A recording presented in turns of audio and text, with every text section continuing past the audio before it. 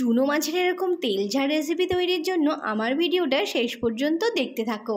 খুব সহজে অল্প সময়ের মধ্যেই কিন্তু এরকম সুন্দর একটা রেসিপি তোমরাও তৈরি করে নিতে পারো।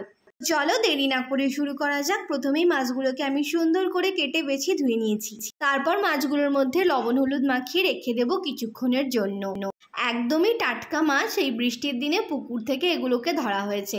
আর দেখো এদিকে আমি কড়াইটা বসিয়ে দিয়েছি। কড়াইয়ের মধ্যে এবারে আমি দিয়ে দিয়েছি সর্ষের তেল। তেলটা গরম হয়ে গেলে মাছগুলোকে কিন্তু এবার আস্তে আস্তে ওর মধ্যে ছেড়ে দিতে হবে। তোমরা যে যেমন ভাজা খাও সেরকম ভেজে মাছগুলোকে আস্তে আস্তে তুলে নিতে হবে। অনেকেই আছে মাছগুলো বেশি কড়া ভাজা খায়, আবার অনেকে আছে একটু কম ভাজা খায়, তো আমরা এরকমই ভাজা খাই দেখতেই পেলে।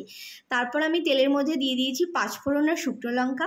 তারপরেই আমি মাছগুলোকে ওর মধ্যে ঢেলে অল্প জল দিয়ে কাঁচা লঙ্কা চিড়ে দিয়ে দিয়েছি। তারপরে একে একে স্বাদ মতো লবণ হলুদ দিয়ে একটু নাড়িয়ে চাড়িয়ে নিতে হবে। এর জন্য আগে থেকেই আমি একটা মশলা বেটে রেখেছি। দেখো এর মধ্যে কিন্তু আছে সর্ষে পোস্ত আর সামান্য জিরে। একটু জল দিয়ে গুলে মশলাটাকে আমি ঝোলের মধ্যে দিয়ে ভালো করে নাড়িয়ে চাড়িয়ে নেব।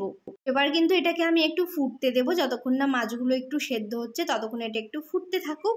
আর জলটাও কিন্তু এতে একটু শুকিয়ে যাবে। তো তোমরা যে যেমন ঝোল পছন্দ করো সেই তেমনই করে নেবে। আমরা যেহেতু একটু ঝোলঝোলি পছন্দ করি তাই একটু ঝোলঝোলি নামিয়ে নিয়েছি।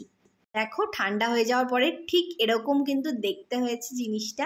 কত সহজেই কত অল্প সময়ে কিন্তু তৈরি হয়ে গেছে চুনো মাছের তেল ঝাল রেসিপি। ভিডিওটা ভালো লাগলে পাশে থেকো।